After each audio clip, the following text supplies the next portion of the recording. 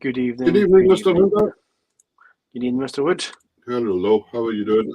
And good evening, ladies and gentlemen out there. Welcome to the very last live Tartan Tunes. Oh.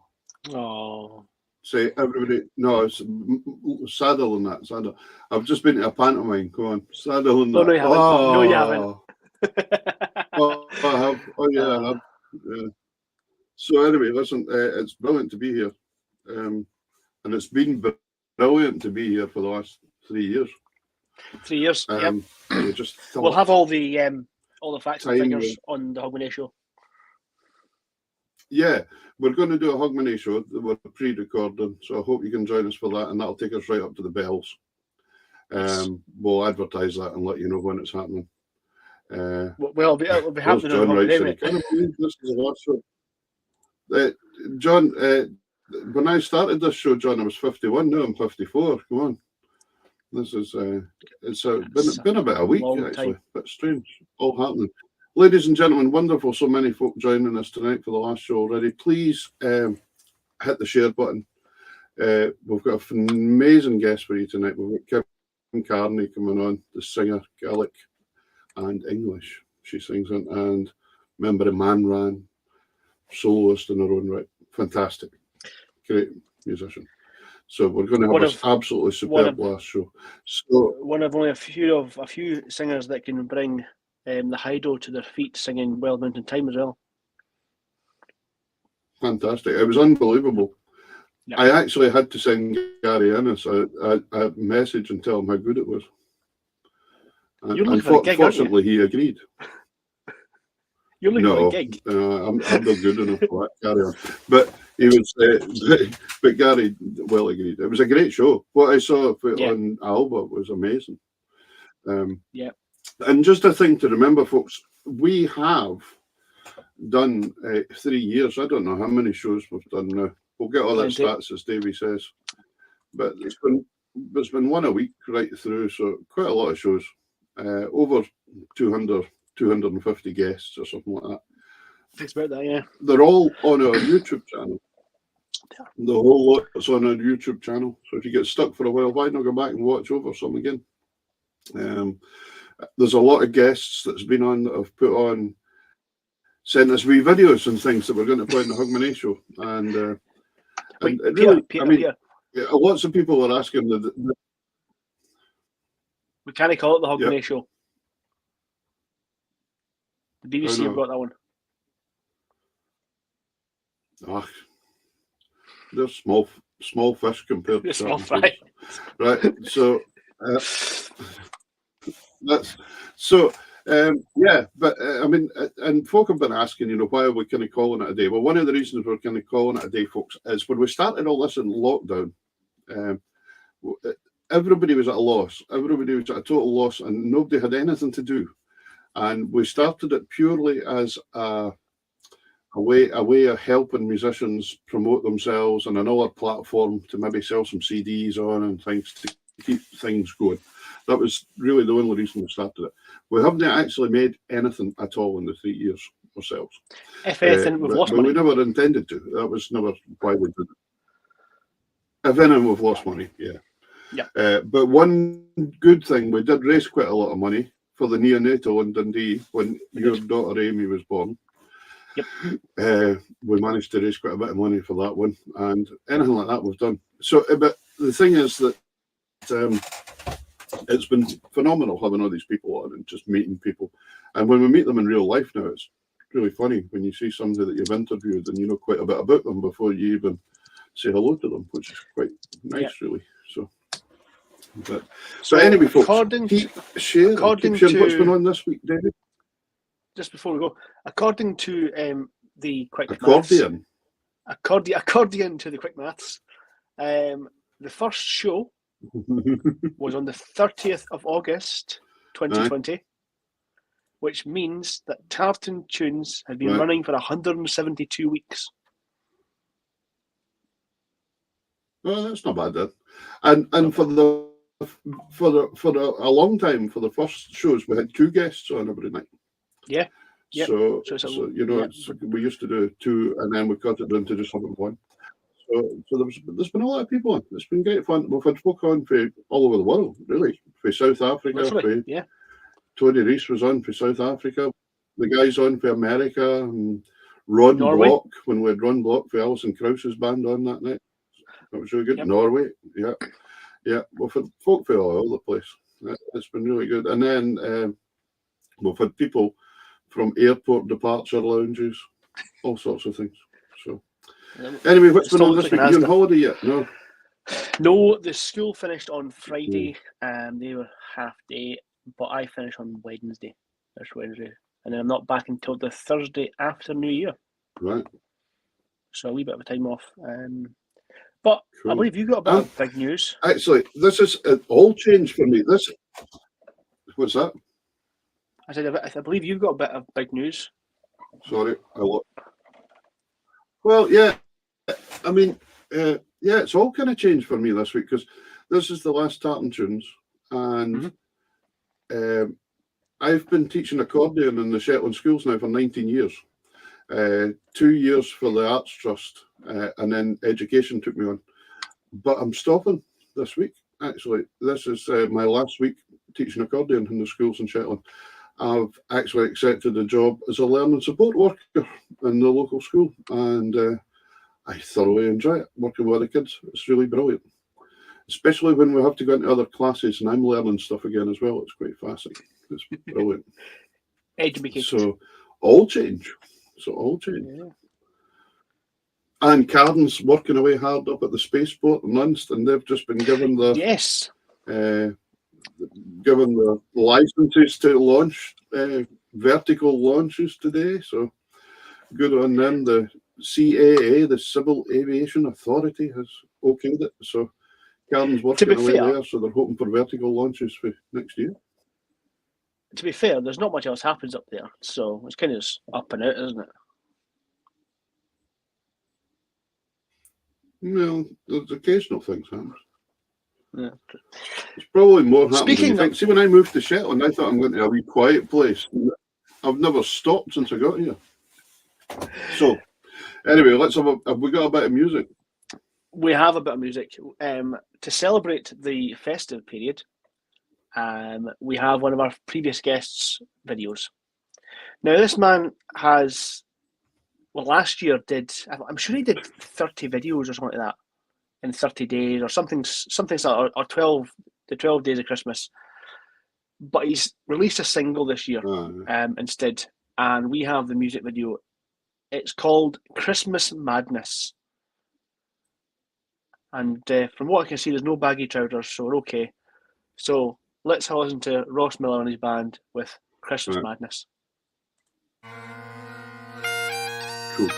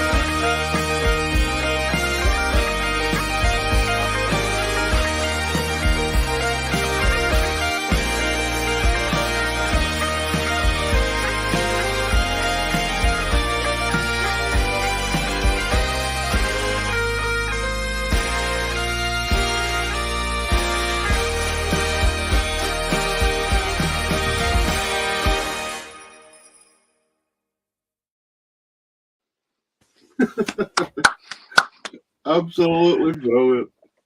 I noticed Mum's watching tonight. My mum's watching. She says, "What am I going to do on Sunday nights?" And she said that was brilliant. Do you not think so? Ross Miller just looks too happy to be a piper. Yeah. He's obviously not worked with the right kids that'll push his buttons and get him to contemplate not playing the pipes again. You know those kids that don't practice. Where? Oh, dear me. So, we're going to bring on our guests for this evening. Can you hear me, Peter? Peter? As yes, much I as can you hear love, you. I've got a bit of delay tonight, but you love doing your intros, so you can do the final live intro for Tartan Tunes. You did the first, you can do the last.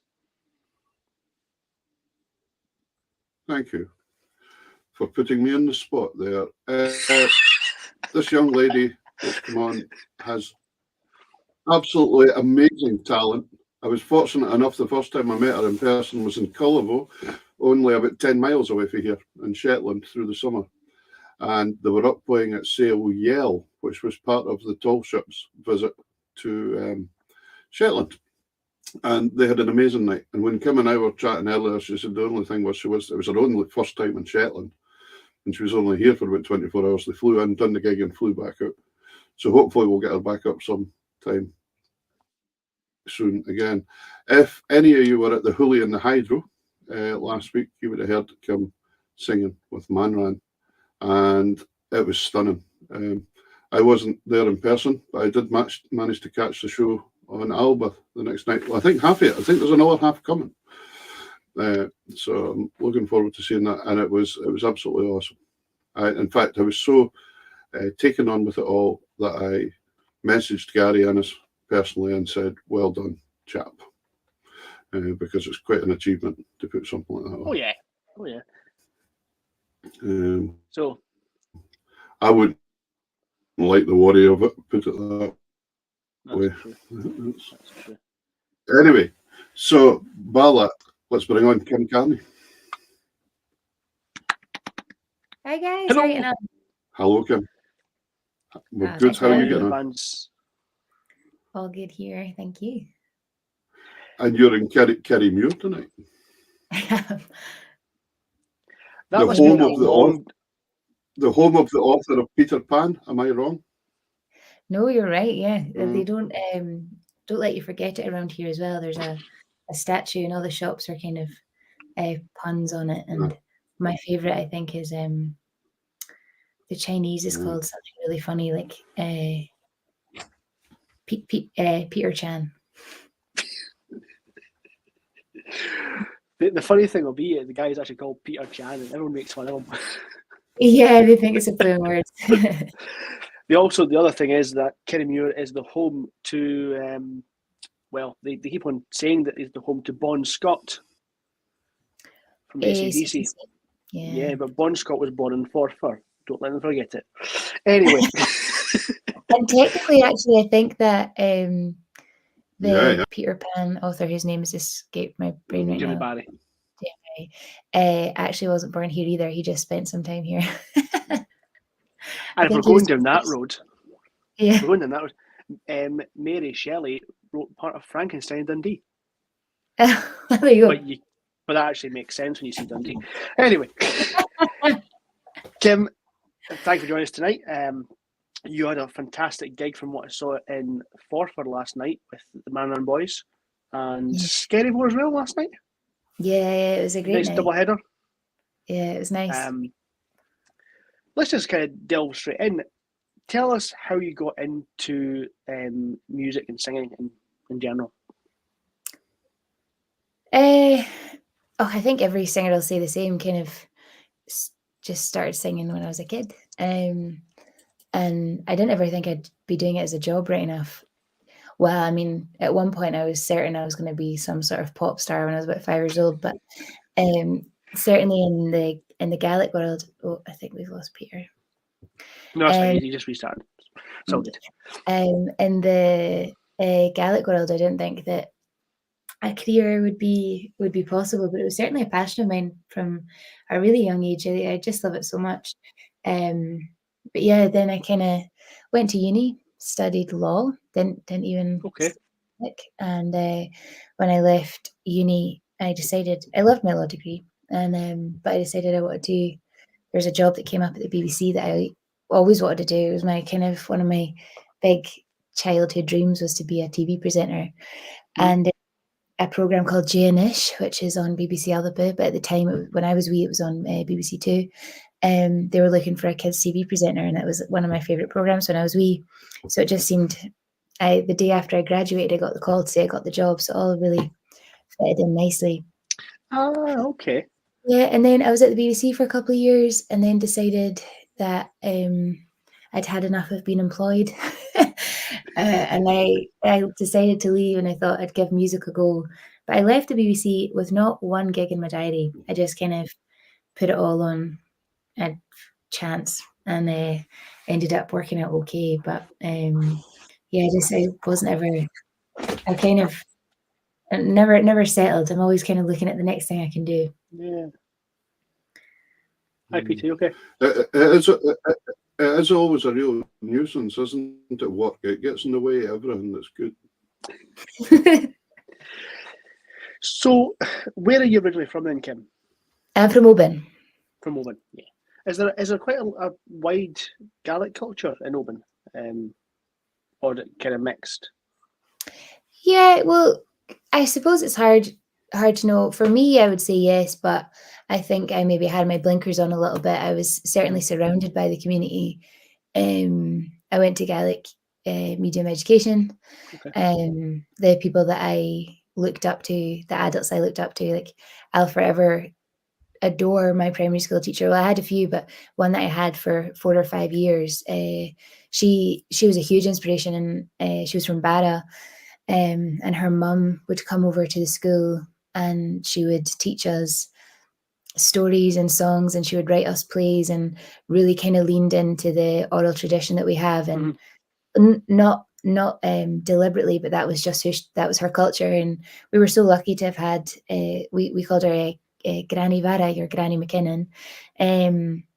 So the people that I was surrounded with certainly had Gaelic, and I was interested in traditional music from really young. So Mum sought out those groups and people in Oban. So there was a huge connection of people and collection of people around me who had Gaelic and who were passionate about it. So for me, Oban's full of them.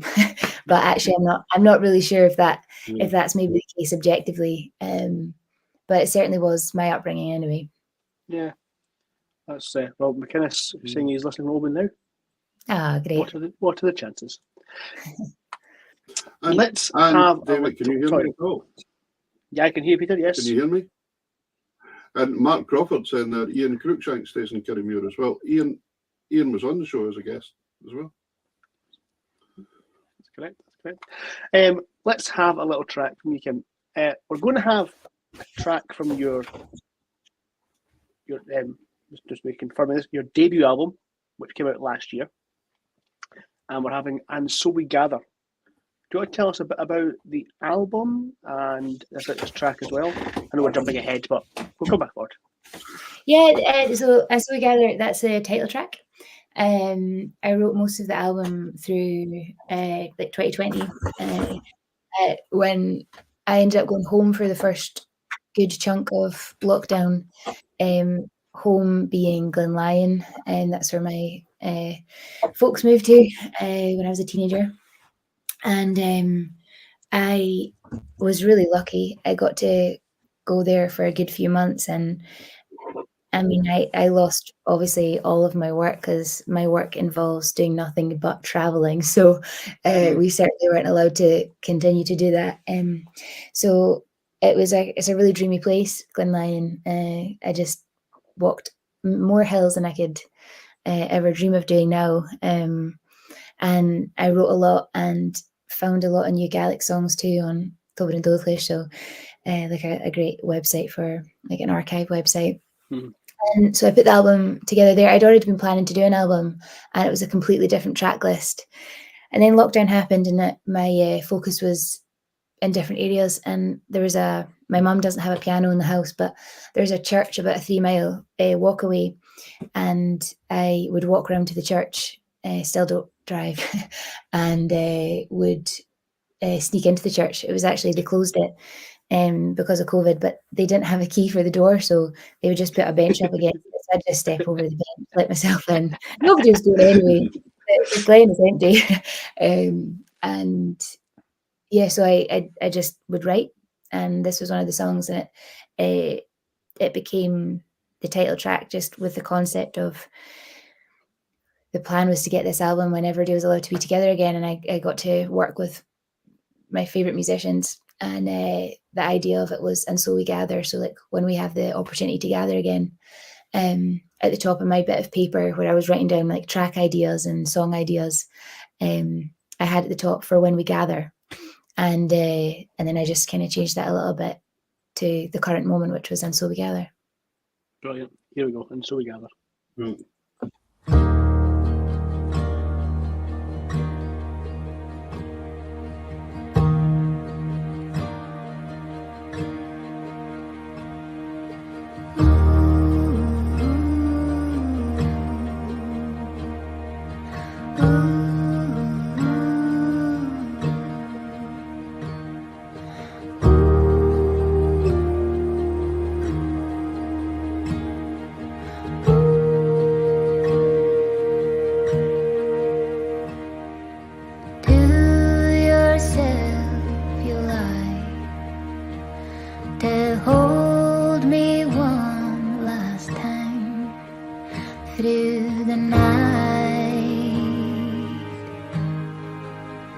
Lord knows we've cried. As certain as the sea, you'll find your way to me. Bloody heart, bloody time.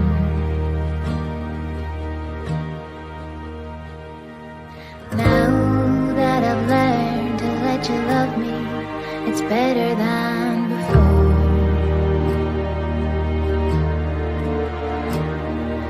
Now that you've learned to let me love you, don't let me down.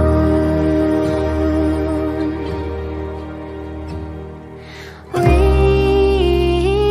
gather round you. We'll gather round you.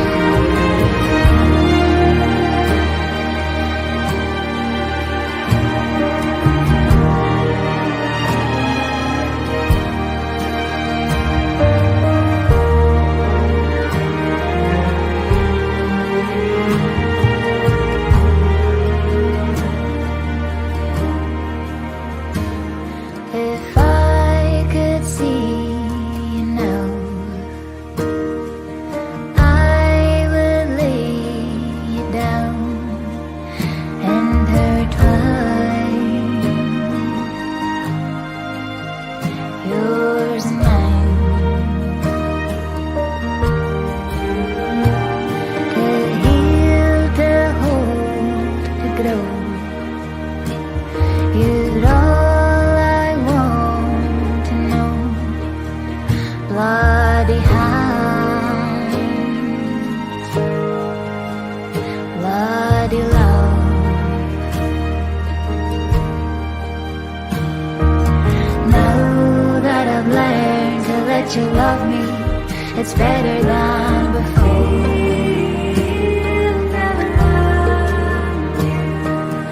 Now that you've learned to let me love you, don't let me down. Now that I've learned to let you love me, it's better than before.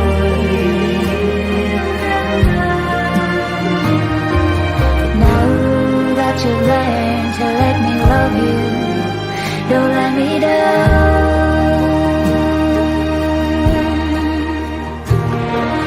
We'll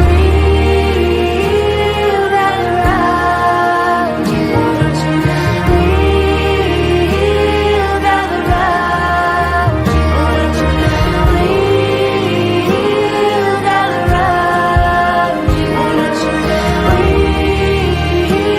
We'll gather round you. We'll gather round you. We'll gather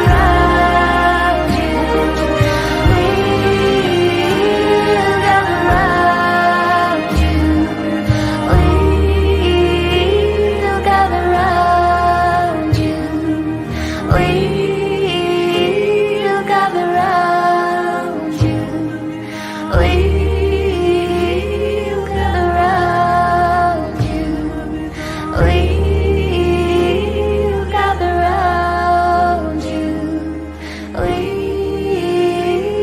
gather round you.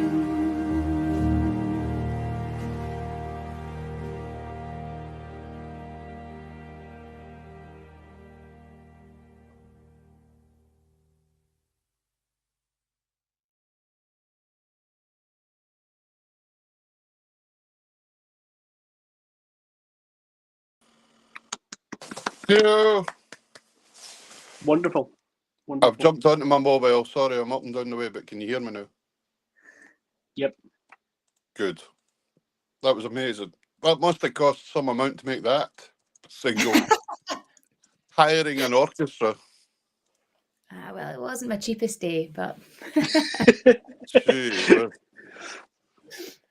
yeah, Yeah. fantastic. That, How did you 'cause that enjoy was- that? The big sound. It must be great singing with a whole string section like that behind you.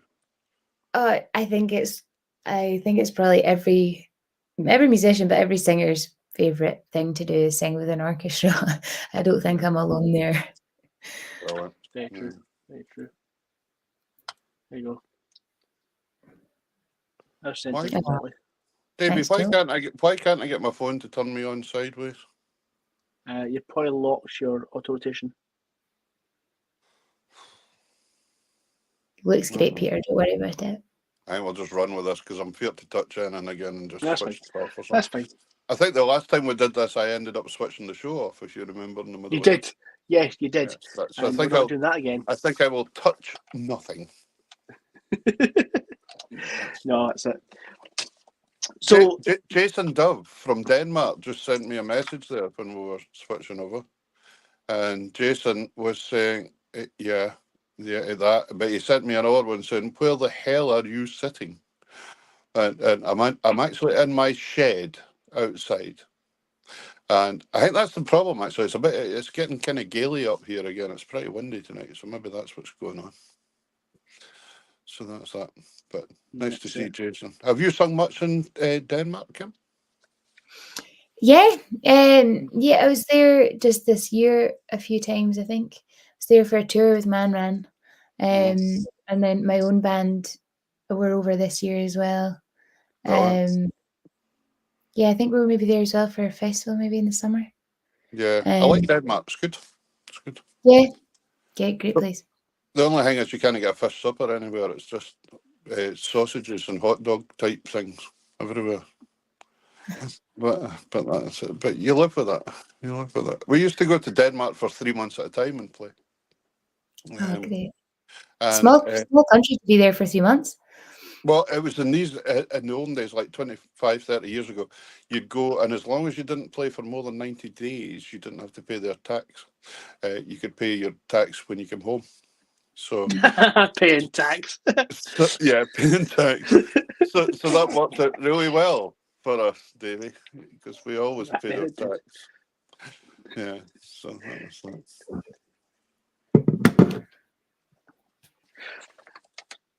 Fish supper. So you did your first album released last year. How long did it actually take you to get it all together? Did you spend a lot of the lockdown writing it all and then arranging it all, and then were you straight into it, or was it a bit of time still working on it after all opened up again? I had most of the track list good to go when we were allowed to record again. And there was a few late additions and changes to the track list, but I think that's kind of standard. Once everything's sitting in studio, you kind of realise that maybe a track's not for that album or whatever. It didn't take long to record. The process was maybe lengthened a little because the people I had on the album, I think I felt like I chose the busiest musicians in Scotland. So it was that. I think that's just always the case. The length of time always kind of depends on availability of folk, and when you're as fussy as me, I knew what I wanted for my first album. I knew who the people were I wanted to work with, so I was willing to wait. I was very lucky that who I worked with. So, well, that's it. I've got the list here. Obviously, yourself on vocals, Donald Shaw on piano and harmonium, Innes White on guitar, mandolin, and vocals, James Lindsay on double bass, James McIntosh on percussion, and that's just the kind of the backing group, not to include the guest musicians, the guest vocalists, and everybody else who was working on it. Yeah, there's a ton of folk. Kim, this album must have cost you a fortune. This is. That's where the law degree comes in handy. Yeah. Yeah. Where did you record it? Where did you record the majority of the album? 2 studios in Glasgow, so Glowworm and I've now forgotten the name of the other one, which is terrible. But Clockwork. Oh yes, sorry, 3 studios. So Garbles. Yes, Garble Sounds and Glowworm, and then Clockwork Strings Studio. That was the orchestra. Yeah. Okay. Yeah, because you need a fairly big studio to put that lot into. Goodness me. Oh, yes. They've got a gorgeous space actually, and they've renovated an old church, and they've actually got some of the confessional booths are now like vocal booths and stuff. Right. Yeah, they've That done a must seem really really strange. yeah, but Yeah, but on the other hand, there'll be more sense spoken in the confessional booths now than through song than ever has been, probably. That's But very true. That is very true. But it was amazing. I remember years ago, Queen Margaret Drive in Glasgow, the BBC were there, and their big studio, Studio One. I remember recording in there with the Scottish Dance Band, and it was really made for like an orchestra. And and then you get this 6 wee Scottish dance band musicians sitting in the middle of this thing that was like probably like sitting in the empty hydro kind of style thing. It was like crazy, And then all these orchestra instruments lying about. But it's great when you get the experience to do all that stuff. So it's good. As well as the album and performing as an artist yourself with your own kind of band, you're also in a band called is it Staran? Staran. Staran. Do you want to tell us a bit about them? Yeah, so Staran are myself, Ennis White, John Lowry, James Lindsay, and Jack Smedley. So we started in 2020. We just started by recording an album. So it's people that we've all worked with each other in different projects. So Ennis and John and James are all on the album, but John and Ennis are in my kind of full-time band, and I play with John and James in bigger lineups, which is nice. And then Jack has played with all of us in kind of different projects. His main gig is obviously the incredible Rura, but it was just a group. It was actually John Lowry who brought it all together. It was just the and kind of an amalgamation of folk, but we all kind of have different inspiration. So and influences are kind of from jazz, and we have kind of like bigger soundscapes than we usually work with in our own folk music. So it was really nice to work on that, and it was just originally a recording project, but we've done some nice gigs. We were invited out to Celtic Colours last year in Canada, and done some really nice Scottish gigs. I think everybody's favourites included. So it's been super nice, and we've got plans to do another recording project in 2024. So see how that goes. Fantastic. Did you tell me see tonight you're in Kirriemuir, but you're in Alec Sutherland's house, and Alec and I shared the flat at one point in time in Edinburgh many years ago. And I was playing with Scottish Gas Pipe Band at that time, but Alec was playing with Strathern, I think, actually, up in Crieff. He played with them. Andy Rennick was the pipe major at that point in time. Does Alec still play with a band now? Is he playing with Eiley now? Yeah. Right. Now, that's quite interesting, because there's a chap there, Kenny Morris, just put a comment on saying, "Hi, guys, from New Zealand." And Kenny's brother's the pipe major at Eiley Pipe Band. Oh, great. It's just when you talk about, we were talking about that earlier, meeting people through strange places. But but that we go, yeah. So Kenny's brother's the pipe major at Ailey. So there we go. Great stuff.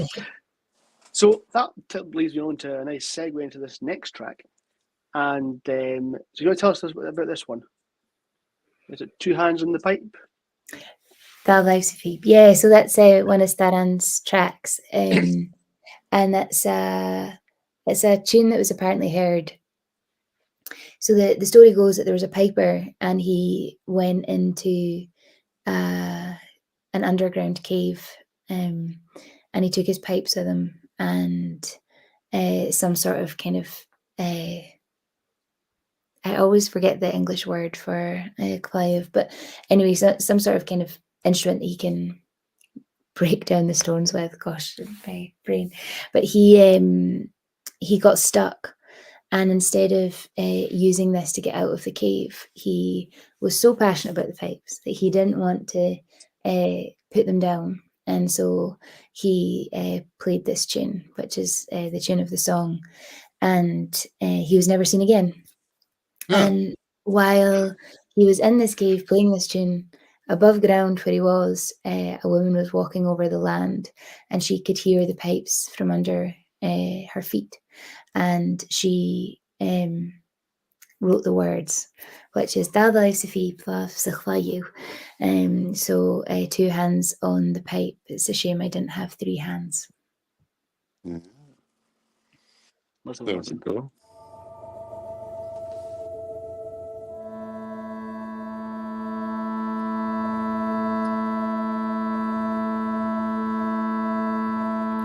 Harandra Hrevi Harandeo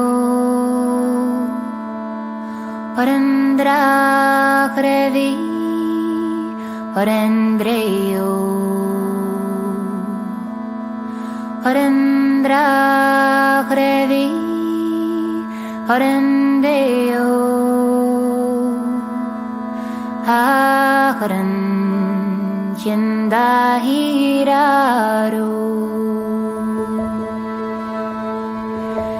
Tavai Safi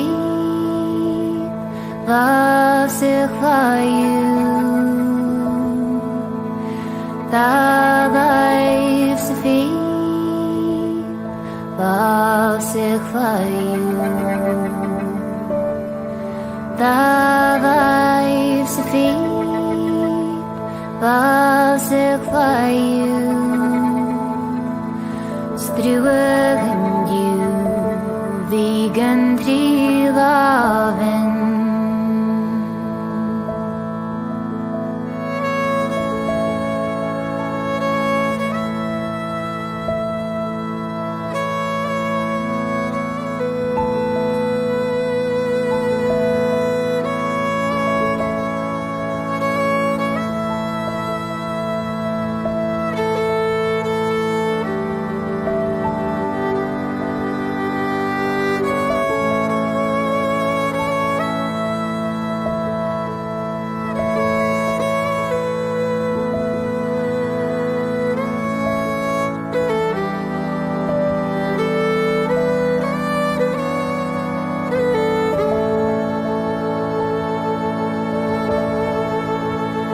Harandra Hrevi Harandreo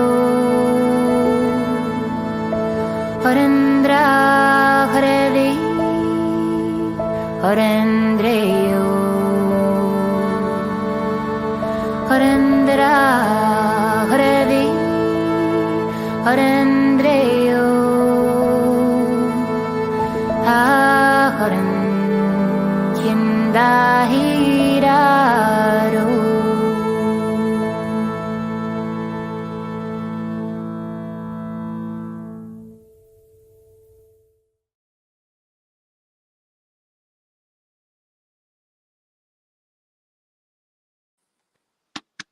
Fantastic. Lovely.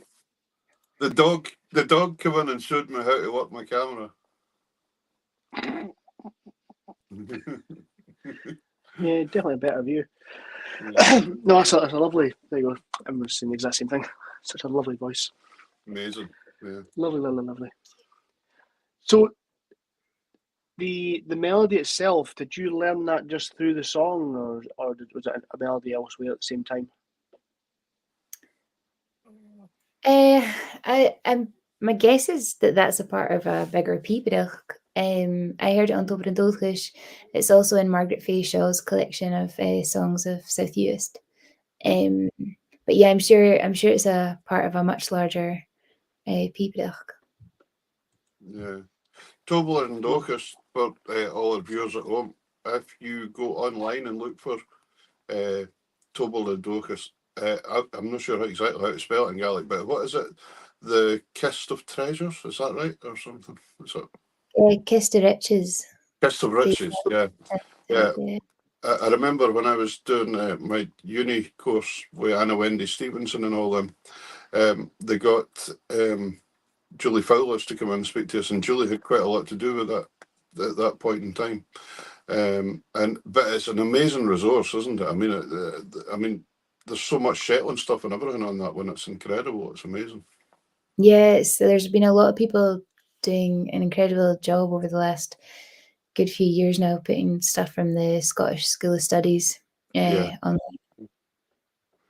Yeah, it was great because there was a chap, Peter Cook, to do with the School of Scottish Studies, and he came up here and went round all the places at one point in time, met everybody, and then of course Gary West, another previous guest on the show, but Gary was a great scholar at the School of Scottish Studies, and went on to do the piping programs and all that stuff. So it's good.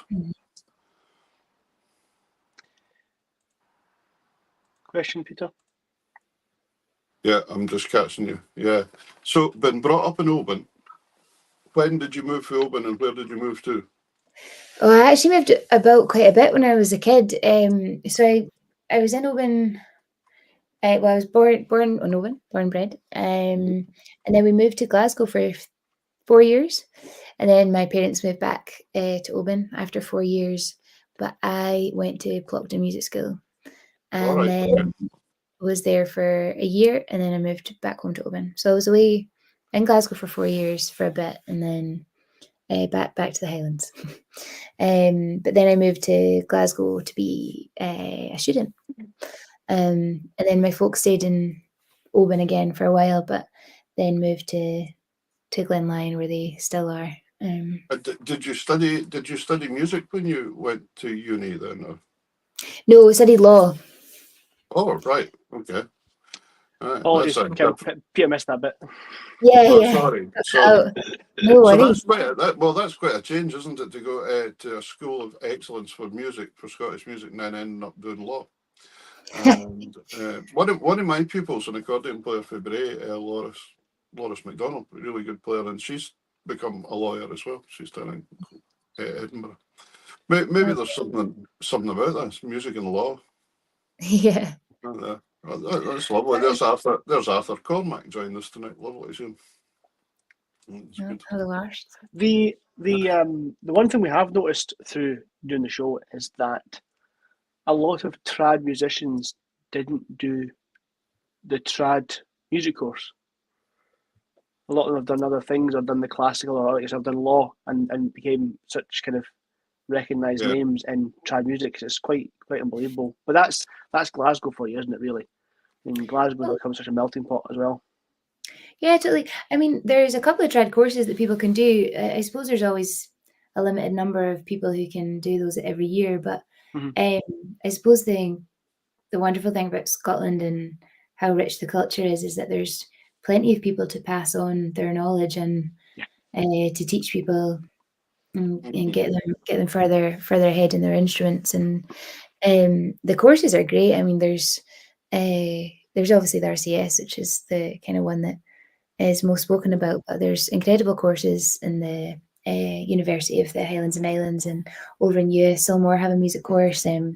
There's great tuition to be had through formal education, but you don't need it if you've got a passion for it and you know folk who can help you on your.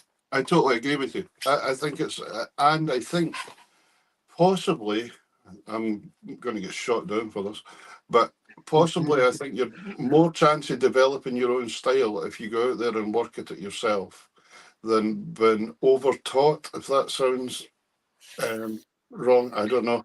But I just think when you're out there doing it for real and you're doing the gigs, etc., you're finding out the hard ways and the easy ways and whatever.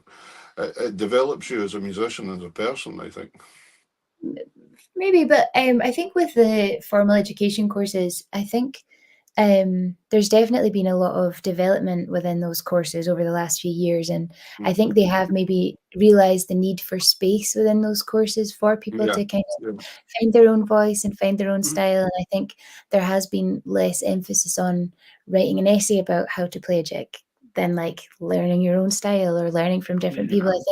I think that's definitely been noted in the last few years, and there's certainly been more push for that kind of quality of teaching and that kind of that type of education. But then at the same time, I know a lot of people who studied other genres of music, like classical or jazz, and that technique is so incredible. What the work that string players, for example, put in to being able to be violinists is amazing. And there's a few folk in our scene who can do both incredibly well. And I'm very fortunate to get to work with Megan Henderson. And I think although she grew up doing both, I think her the reason she is so good, I think, is because she does have that kind of formal education, and her skills are I think a lot of technique and things like that you might learn that's easier. Yeah, absolutely. I do remember one student telling me that studied at Newcastle, that Newcastle at one point in time was very, very against them taking on gigs out with the course and things, or going in bands and doing wee tours and things. And I always thought that was kind of funny, because you were tying yourself down to a 3-year course, but you could be out learning the groundwork playing anyway, kind of style thing, you know. Yeah. Oh, there's always pros and cons to each, isn't there?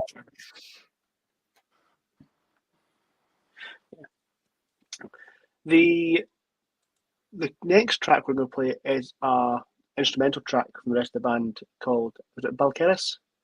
Balcaris, yeah. Balcaris. Do you want to tell us about this and how it came about? Yeah, I think this is a one of John's tunes, and he lived on Balcaris Drive in Glasgow back when he was young. And he's now a married man with a baby, and he lives in Orkney. So his youth that's not a bad thing, to be a married man with a baby living in Orkney. It's okay. No, absolutely not. He's loving every minute of it. So this is Balcaris Drive, I think it was, and it's reminiscent of his all the good times he had there. Let's really listen.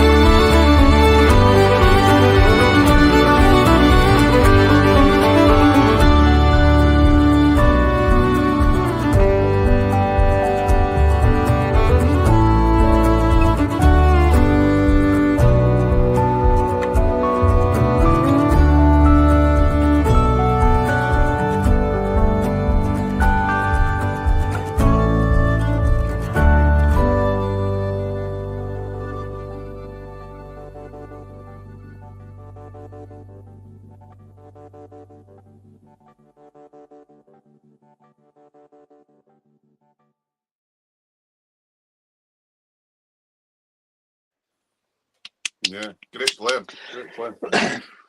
So is that the point where you go for a glass of water? A glass of water, yeah. Kim, can I ask you, when you were, it's interesting in listening to an instrumental there, when you were putting together your albums, did you have a really, really specific idea musically of what you wanted accompanying you? And do you play instruments as well? Do you play? Yeah, I play the piano. Yeah. And do you Not use as the well as piano? Phil Lowry right now, so Yeah. And do you use the piano to help yourself arrange stuff? Or yeah, definitely. yeah. I use it as to write. I find it quite difficult to write without a piano. But for the album, I had an idea of what I wanted, and so Donald Shaw produced the album, but Innes White had a huge hand in the arrangements too. And I had spoken to both of them about how I heard the songs, and yeah, and we worked, the three of us, but both of them always have bigger ideas and better ideas than I can ever come up with myself. So But I it was think really, that really showed in the first track we heard tonight, though, that your input there was because it was all very much a whole sound. It was you singing with the accompaniment you wanted. And because I've often thought with some singers, you're just the singer, the singer in the band, and the singer in the band ends up, with the other musicians saying, "Oh, we'll do this and we'll do that and we'll do this," and then all of a sudden you've got this arrangement mashed around it. And I've often felt sitting playing myself, I wonder if the singer I'm accompanying just now likes this, or if they're just putting up with it because they're nice people and they don't want to say, "Would you give that a miss, please, and stop doing your," So I think that is definitely I mean, I think I've been in situations like that before, but and I think we all have, like, instrumentalists too. I'm sure there's loads of times where if we were in charge, it wouldn't be the way something sounded. But I think a lot of the singers now, like the kind of singers in the Gaelic world anyway, for examples, like Julie Fowlis, she's definitely a band leader, and like Karen Matheson as well. Like when I was working with Donald, if I was being like particular in a moment, I'd be like, oh, I actually would rather it this way. Like he would laugh, and the way I would try to be polite about things, he'd be like, oh, that's exactly, I'm used to hearing this from Karen. Like, like I think singers have more of an input than I think maybe at one point they had, but I know that the sound that is created from Karen's album and Julie's album and Kathleen's and Brebach, like when Megan's singing, like these singers anyway have got a huge input, and Sheehan as well. Like they know the sound they're after, and whether they write the chords themselves or not, like they'll have references, or like they'll make up a track list of how they want things to sound. I think there's definitely been more kind of exploration in the singers world recently. Anyway. I couldn't speak before now, but I remember one thing happening in the past in Lanarkshire and Glasgow area, and that they used to have Highlanders societies. I don't know if they're still there, but there used to be one Carluke Highlanders, and there was Motherwell Highlanders and Glasgow Highlanders. There was all these, and I remember playing just as a young guy with the dance bands, and they would always have Gaelic singers come on, people that had been at the mod and won something that week or something, and they would come on, and there was this chap come on, and he was absolutely adamant. And I can't remember what song it was, but it was like a walking song. And he wanted us to play it in F sharp, you see. And I was pretty, I hadn't been playing just that long, 2 or 3 years, and I was like, F sharp, holy God. So I turned to the band and very quietly said, we'll play it in G. And we played it in G, and we got to the end, and then the guy came up to us at the end and said that was the best accompaniment he'd ever had for a song. Ever. And I was about to say, well, stop asking people to play it in F sharp then. Well, I'll tell you, that wouldn't fly in my band. I can feel that semitone there. You? But You wouldn't get away with that. Yeah. I'm quite known for singing in terrible keys. Or my band are very, very used to B and D flat. That's my two favourite keys to sing Really, in. that's your two keys. Okay. B and D flat. Okay. I do like B. B major is a lovely key. It's just where my voice sits, it seems to be, but no, of course. Just Yeah, like beats and you like flats and sharps. yeah, I think just my own band are used to it, but when I get dips in, they're all like, "Oh, great, another one in B, thank you." Like, So here's the chord list. yeah. Cap 1 4. But then That's really heavy. I also remember there was this chap that used to go around the accordion clubs when I was little, and he played everything a semitone out. He played it on the black keys, but he would play common tunes like Mrs. McCloudie Rassie. He would play it in A flat rather than A, and he would ask you to play the piano with him, and you were like, oh. And where it had all come about from when he was learning to play as a youngster, he was an old man. The gramophone at home played a semitone out, and he learnt all his tunes from the gramophone, and he sat and played along with them, and that's where he learned. Is incredible. Amazing, and Yeah. but I used to dread when he would say, "Would you come and play piano with me, please?" Yeah. Something that G was next up. But I could do one worse than that. I used to go into kind of pawn shops and things like that and look at the guitars and all that sort of stuff. And used to be, before COVID, you used to take them down and tune them up and play them. I can't play guitar to save myself, but I'd take them down and tune them. I always tune them to B flat. I mean, playing Pipes Troy, it's perfectly in tune. Yeah, semitone out. But, oh well. We have mentioned already. We had Tony McManus on the show, one of the shows, Tony, and he was telling us he'd got this an amazingly fancy guitar commissioned to him or whatever it was, and he flew from Canada or the States over, and he got into Heathrow, and he worked with the DAGGAD tuning, the Bolton tuning all the time, and when he got to Heathrow, he thought, I'll check my guitar, and he hauled it out, and somebody had tuned it back to normal, so there had been some little baggage handler had a shot of his guitar and the way through. Amazing. I can just see this. I can see this baggage handler sitting singing, taking it out and going, "This guitar needs tuned," and then sitting singing "Country Roads" or something like that to himself. I could just see it. I didn't think you were saying some little baggage handler. To be honest with you, I'll go somewhere else with that one. We've mentioned that you are the lead singer of Man Run. Tell us how that came about, because it's only been a couple of years you've been with them. Yeah, I think I'm not really sure. I've actually never really asked the boys about it, but I was playing with Gary's band for a wee while, for maybe a year. When he was doing gigs and he wanted a singer on it, I would jump on. And I'm actually not really sure how I met Gary.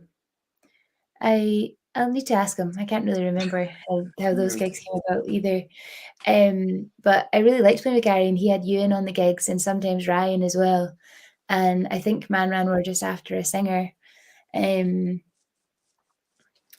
yeah, Gary took me out for a cup of tea, and I was like, absolutely, that sounds class. So it was I like Alan Monroe's comment there. You see, they wanted a singer because Gary Innes doesn't sing. Yeah, that's right. that's about it, to be honest with you. Yeah, but that'll be a couple of years now you've been with them, isn't it? Because it was during the second lot of COVID.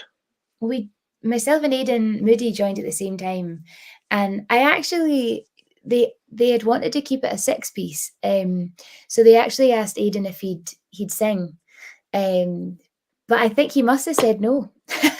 Because I'm here, but myself and Aidan joined, and actually it works. I think it works really well. Aidan's amazing at arranging, and he's absolutely class at the guitar, and it's nice that he does. Myself and Aidan write together now, and he has like all these ideas about this kind of soundscape, and he's great at BVs and stuff. So I think it works really, really well having Aidan where he is in the team. But yeah, we joined at the same time. We actually joined for the Hogmanay run over 2020, and we did 4 or 5 gigs maybe, and then over that run, and then we did a couple of English dates, I think maybe down in, we did like London, and we did King's Place and stuff, and we did the Barras actually that January. So we maybe did 10 gigs over that January, and then lockdown. So Yeah. we were in the band for 2 years without gigging, which is a shame. So we've really only, although we joined over that kind of Hogmanay 2020, we have only really been playing with them for a couple of years because we weren't allowed to. I was trying to think the first time I saw you with them, and I was thinking I saw you in Kirriemuir, but it's not. It's a K. You're in Kirriemuir, but it was Keith Festival. You were at Keith a couple of years ago. I remember meeting you. I was down playing, and I didn't actually see you gigging because I think you were gigging in a hotel or something like that, and I was gigging in the bowling club or something like that at the same time. But that must have been quite soon after you joined then. Oh, I can't remember being in Keith, but yeah, I mean, I can't remember that tour where we were. I don't think I remember playing in a hotel right enough, but it's a big function suite place. No, I thought yeah, you were there for that one. Yeah, I'm sure I would have been. I'm really bad at remembering Scottish towns. I think my brain just melts. Well, that's where you and Aidan obviously work well together, because he didn't remember playing at my wedding when I spoke to him. Yeah, me and Aidan are absolute liabilities. Like, don't be asking us anything. Kim, I don't know if Aidan actually told you, but we had Aidan in the show, and I was playing at Orkney Folk Festival 2 weeks after that, and Aidan was there and playing. And he came off stage and I said, Aidan, we'll have to get you in the show sometime. And he said, I was on 2 weeks ago. And I was like, oops. So he said, I must have made a real good impression, if you can't remember. Whoops. Yeah, no, we had the Bellrock Ceilidh Band at our wedding, and it was the day after they stopped counting the staff as part of your numbers for COVID. Oh, yeah. So it was literally that day after we had it, and it was Aidan on guitar, Josie on vocals, etc., etc. And yeah, I spoke to him when he did the interview, and he said, "Oh, you played my wedding." And he's like, "Did I? Where was that?" So yeah, just a small gig in Dundee. Anyway, yes, but you've just had last Saturday, wasn't it? The Hoolie and the Hydro, which obviously we mentioned at the start, and you had the crowd in the palm of your hand singing Wild Mountain Time. Oh, listen, how was that? It was very nice. I mean, that's just one of those songs that we all love. It's not a challenge to get everybody to be happy within those 3 minutes. It was nice. It was nice getting to sing it with 10,000 folk. Absolutely. I liked the bit when the camera focused a couple of times on a poor girl that didn't actually know the words. They'll always find one. Yeah, they do, don't they? That was like me when I was singing Gaelic in Uist with the choir when I wasn't supposed to even be there. But they put me in at the back because Landward were filming or something like that, and I'd got stuck there with fog. And I had a big beard at the time, and they said, "Oh, just you sing Gaelic at the back." And the girl in front of me had words stuck in her back, and I was trying my best to sing these things. And then they stopped. It was Dougie Vipon that was there, and they stopped, and he went, "I think we'll retake that again." And he said to the camera guy, "Can you focus in on the big guy with the beard? Because he looks like a real Highlander." And I was like, "Oh, no!" Not a Scooby. I think we were singing about milking a cow or something, if I remember right. I can't remember. No, there's a few of those. Yeah. So we're going to have your track from Manran. Correct me on this pronunciation. Is it Alien? It's not. No. It's Elan. Yeah. See, I'm 4 for 4 so far. I'm getting it wrong. So, was this your first video with Manran? Just one of the first ones. Yes. When myself and Aidan joined Manran, we kind of were flung in at the deep end a little bit. We Manran were doing that year the BBC Alba Hogmanay show, and they were after a couple of fast Gaelic songs, so we put this together and then another set of Portia Beale. And then our gig after, like a couple of weeks later, we played to a sold out Barras. So we were definitely flung into the deep end, but this was our first set that we put together with myself and Aidan involved. Yeah, it was good fun. Let's have a listen.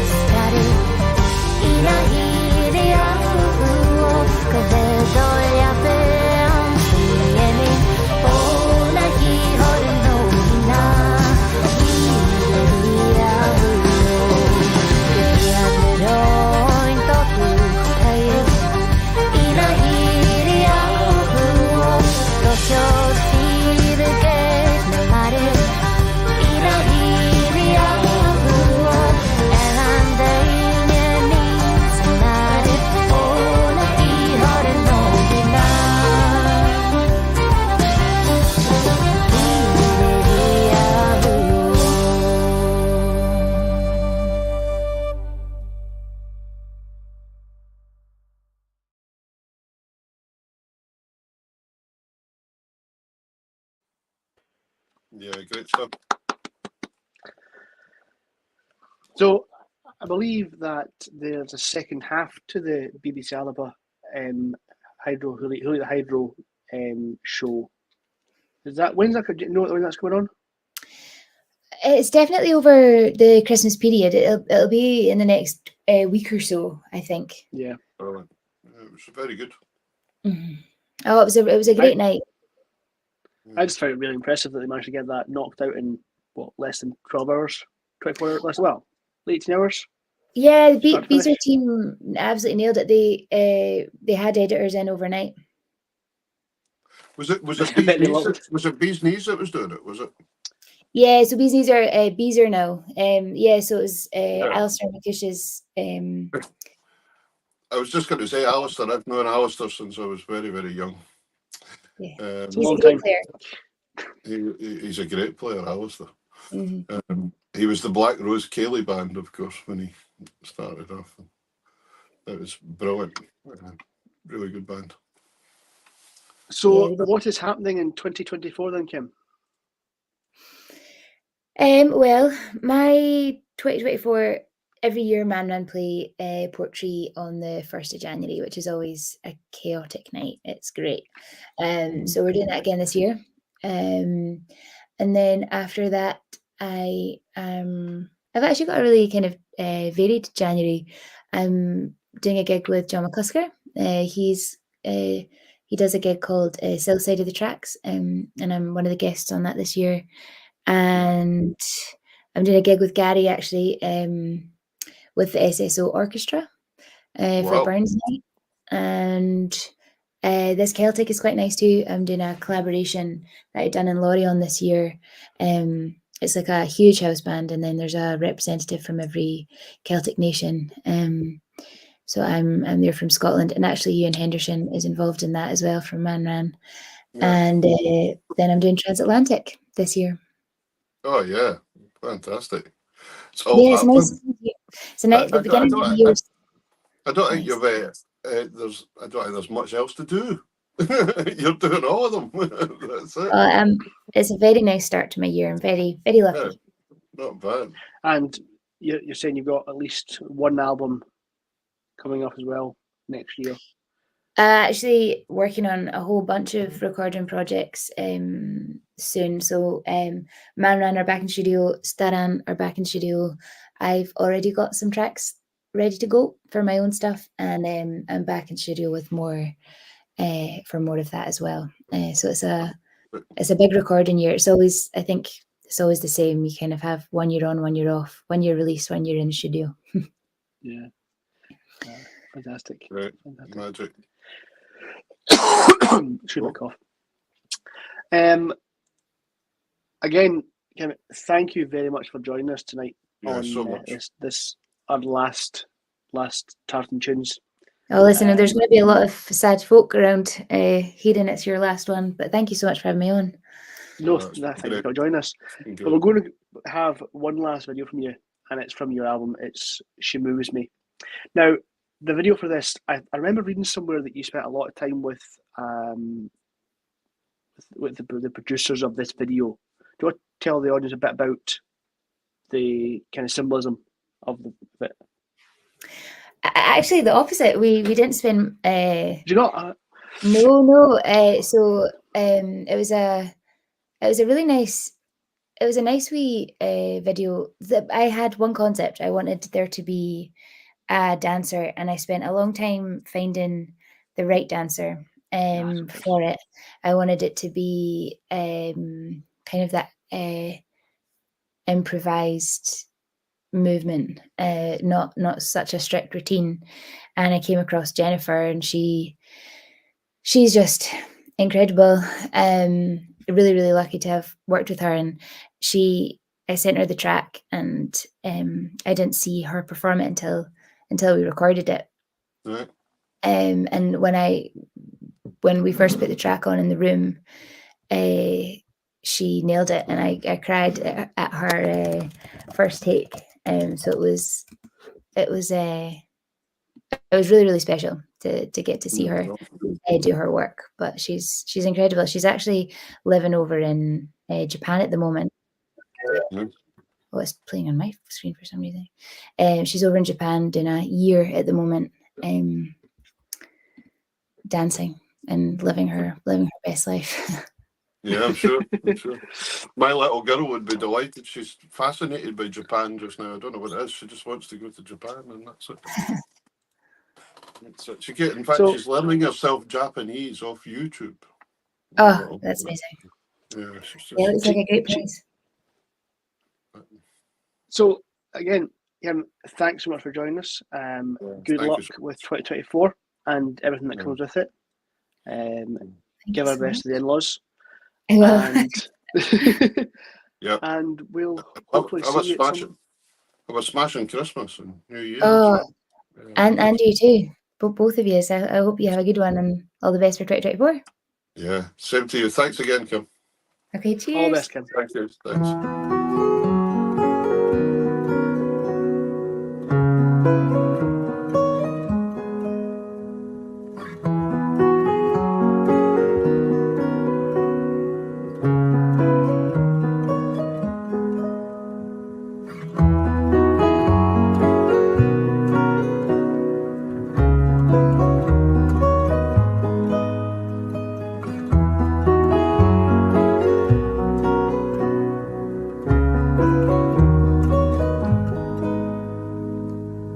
She's a lightning in the dark,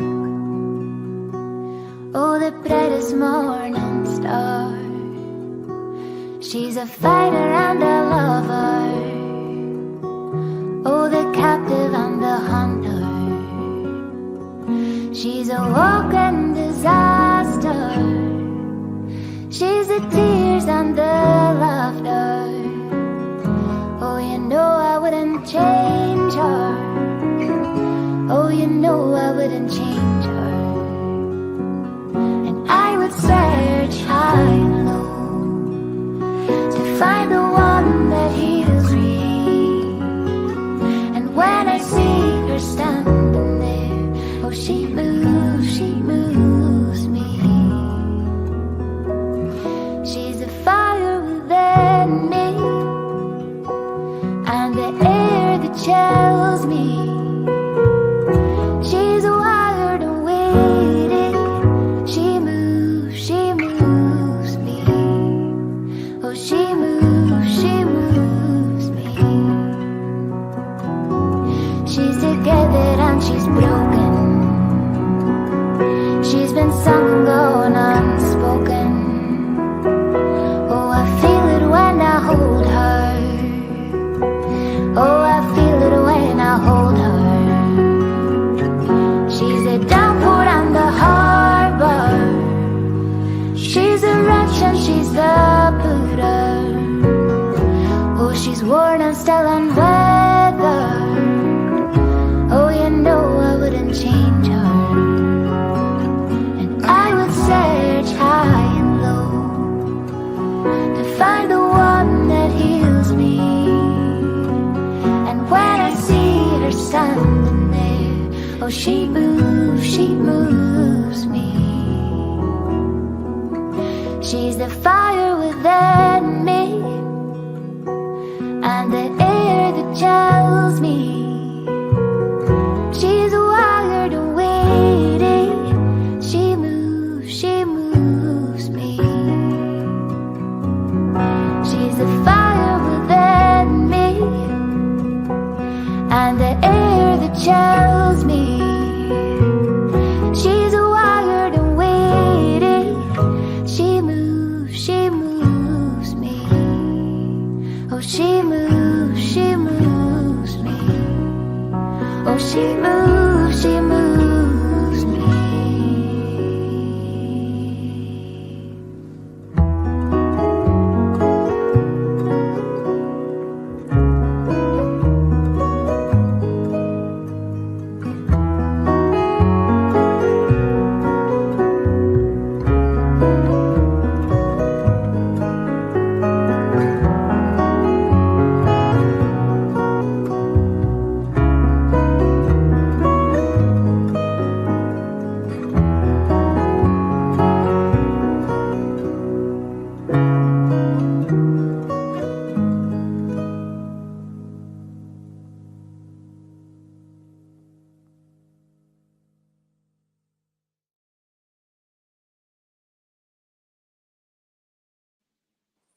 Beautiful stuff.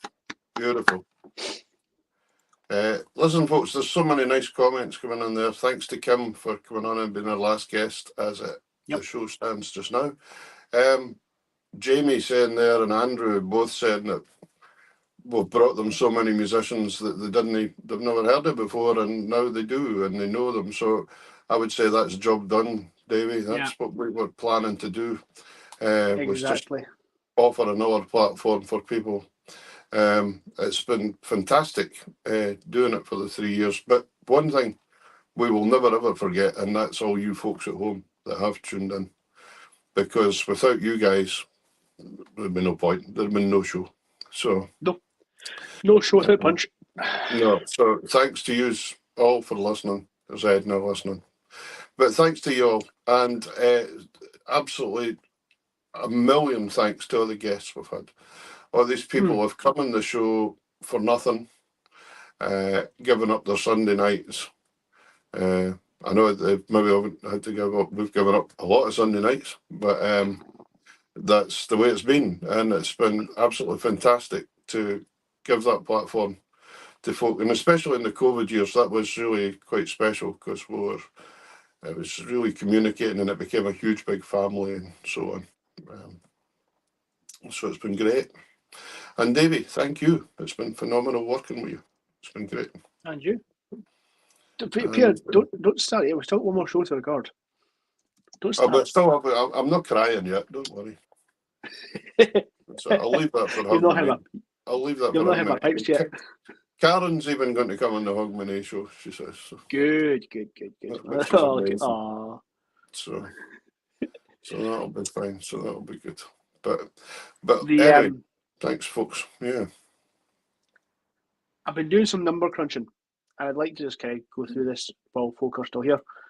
Mm-hmm. We have had 240 guests. 240, is it? Yeah. 240 guests. We have had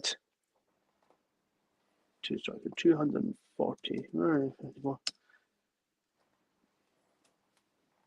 Ross did 54 guests. Right. So I've done 186. Well, give or take the ones that have not been on because I've been ill or busy or etc. Yeah. And I've been there for most of them. So I'd say you've been there for 98%. Yeah, there's a couple I've missed, but apart from that, and you even managed to do 2 in your honeymoon. Yeah. Thanks to my lovely wife. Fiona. Thanks, Fiona.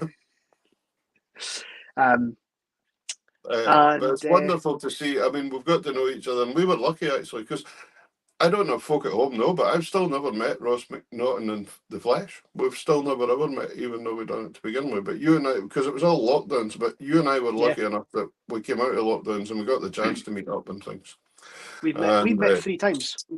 3 times? Yeah, and meet each other's families and things. And we saw Amy growing up and my kids growing up, and it's been great. It's been really good. So it's just a big part of life. But you never know. We might be tempted back to do a live every so often or something. I don't know. Well, think about it. We could do one for the spaceport once when it fires its first rocket. Do you know what? If they get me up there, we can do a live show. We could do a live out of this world show. Literally. Yeah. Actually, hold on. We could tie a set of bagpipes to the rocket or something like that and put the first. Well, send yours. Space. It's not mine. That's it. But anyway, listen, ladies and gentlemen, slivering on here and going on. Thank you so much. Thanks to absolutely everybody that's been involved with this show. Thanks to Karen right at the beginning, because Karen set all this up. She found all the platforms. She set up all the email addresses. She set up Twitter accounts. She set up all sorts of stuff. Because Davey, as you know, if it had been left to me, that could have been interesting. Definitely interesting. That is not the word I would use. And then we set that up, and then Ross was on. Thanks to Ross, he'd done for a wee while at the beginning. And great. It's been a good journey. So before we go on this, our last live show, let us reminisce one last time with the original Tartan Chins theme tune. No, this is a tune, and it's a reel that I wrote for my late dad. So that means a lot to me too. So it was called Grandpa Wood's Reel. Ladies, gentlemen, everyone else in between, Aikava. Have a great Christmas. Take care.